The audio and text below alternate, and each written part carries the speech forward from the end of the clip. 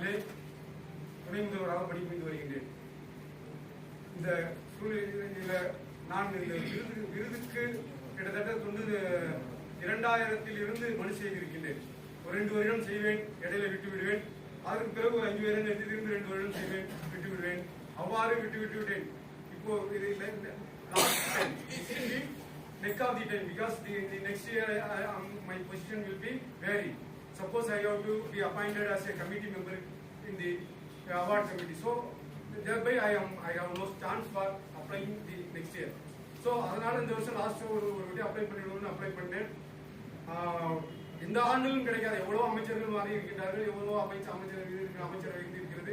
இருந்தாலும் இந்த அமைச்சரவையில் ஐயா தலைமையிலே எங்கள் மதிப்புக்குரிய டைரக்டர் மேடம் அவர்கள் இருக்கின்ற இந்த சபையின் மூலமாக என்னுடைய சர்வீஸ் ஆனது, ஆசிரியர் பணியானது அங்கீகரிக்கப்பட்டிருக்கிறது என்றால் இந்த நேரத்தில் உங்களுடைய தலைமையில் கூடிய இந்த அத்தனை நல்லவர்களுக்கும் நன்றியை தெரிவித்துக் கொள்கின்றோம். இதிலிருந்து நான் இன்று நாளைய தினம் கூட நமது பிரதமர் அவர்கள் அங்கு நல்லாசிரியர் பெற்றவர்களுக்கு விருது பெற்றவர்களுக்கெல்லாம் தேநீர் விருது கொடுப்பதாக நான் செய்தித்தாளிலே பார்த்தேன். நான் ஒருவேளை நினைத்தேன் அதை யோசனை செய்துதான் ஐயா அவர்கள் ஏற்பாடு செய்திருக்கிறார்களோ என்று கூட நான்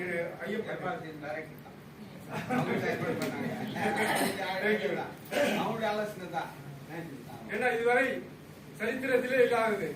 ஆகஸ்ட் 15 குடியரசு தின நாளிலே சுதந்திர தின தியாகிகளுக்கு விருந்து கொடுப்பார்கள்.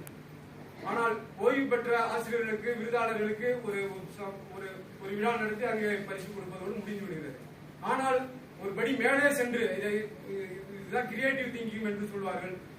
இன்னும் கொஞ்சம் சிறப்பு செய்ய வேண்டும். இவ்வளவு நாள் சர்வீஸ் பண்ணுகின்ற ஆசிரியர்கள் போன்று இவ்வளவு நாள் சர்வீஸ் செய்து விருது பெற்ற ஆசிரியர்கள் அவர்களை ஒரு படி இன்னும் கொஞ்சம் சிறப்பு சேர்க்க வேண்டும் என்று இந்த நிகழ்ச்சியை ஏற்பாடு செய்திருக்கின்றீர்கள். ஐயா அவர்களின் தலைமையில் அனைவருக்கும் எங்களது ஆசிரியர் பெருமக்கள், விருதாளர்களின் சார்பிலும், ஓய்வு பெற்ற ஆசிரியர் பெருமக்களின் சார்பிலும் நெஞ்சார்ந்த நன்றியை தெரிவித்துக் கொள்கிறோம். மேலும் கல்வித்துறையிலே இந்த சில வருடங்களாக நடைபெறாத அதிசயம் பொழுது நடந்து கொண்டிருக்கிறது. இதை அனைவரும் அறிவார்கள், அனைவரும் அறிந்து கொண்டிருக்கிறார்கள். மேலும் பல்வேறு அதிசயம் உங்கள் தலைமையிலேயே நடக்கும் என்ற நம்பிக்கை எங்கள் அனைவருக்கும் தெரிவித்துவிட்டு இந்த வாய்ப்புக்கு எல்லாரும் சார்பிலும் கூட நான் உங்களுக்கு அந்த குழுவினருக்கு, கல்வித்துறையை சேர்ந்த அத்தனை குழுவினருக்கும் நெஞ்சார்ந்த நினைவு தெரிவித்து விடைபெறுகின்றேன்.